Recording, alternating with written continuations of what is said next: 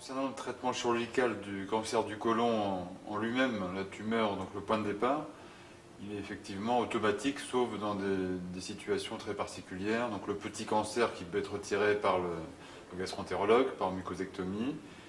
Et en cas de cancer avec des métastases, dans ce cas-là, on peut traiter la tumeur primitive, donc le cancer du côlon, par chimiothérapie ou pour le cancer d'atome par radiochimiothérapie. Donc c'est des situations où ce n'est pas systématique. De toute façon, le traitement chirurgical est toujours discuté en réunion de concertation pluridisciplinaire. Concernant les différents intervenants pour le traitement du cancer colorectal, très souvent ça commence par le médecin traitant, le médecin généraliste. Ensuite, c'est le gastroentérologue qui va faire la phase diagnostic par coloscopie. Généralement, après, donc, le dossier est discuté en réunion de concertation pluridisciplinaire.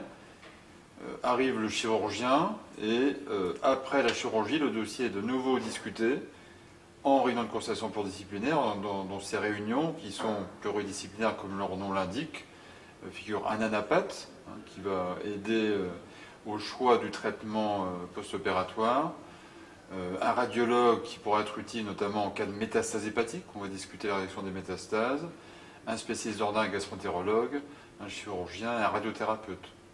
Et ensuite, il n'y a pas seulement des médecins, il y a aussi des intervenants dits paramédicaux, ce qu'on appelle les traitements de support, les infirmières d'annonce, les psychologues, l'assistante sociale. Donc il y a beaucoup d'intervenants dans le cancer colorectal. Concernant les suites de l'opération chirurgicale, donc pour l'ablation du côlon, généralement l'hospitalisation dure 1 semaine à 10 jours. En cas de complications, ça peut durer plus longtemps. Les complications qui peuvent arriver, ça peut être les fistules, les infections.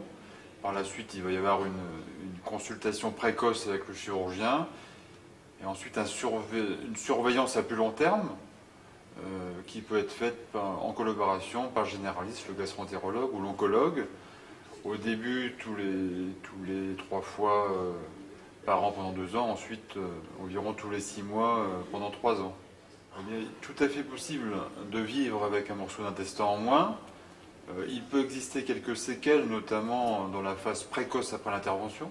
Mais généralement, en quelques mois, le transit peut se régulariser et les gens peuvent reprendre une vie tout à fait normale, soit travail ou loisir, sans séquelles. Alors, il peut exister également des séquelles sexuelles chez moins de 20% des patients, surtout pour la chirurgie du cancer du rectum. Il faut que le patient soit informé avant l'intervention.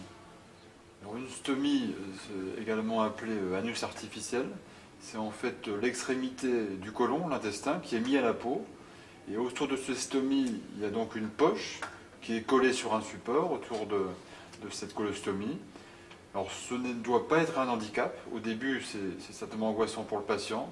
Donc il y a plus de 100 000 Français qui vivent avec une colostomie. Il faut que le patient se fasse aider initialement par le chirurgien, par les infirmières spécialisées, qu'on appelle des stomathérapeutes. Il existe également des associations de patients porteurs de colostomie qui peuvent aider.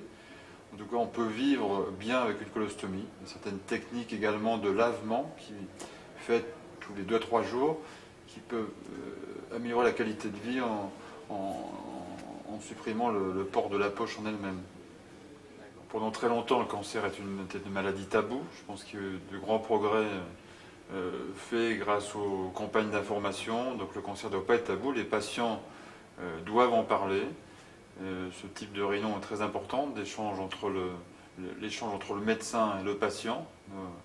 Et dans la consultation d'annonce, les consultations d'annonce, il faut également prendre en compte la partie psychologique, puisque l'annonce d'un cancer est toujours un choc pour un malade. Donc on a besoin de tout le monde, du médecin, du patient, des psychologues, des infirmières.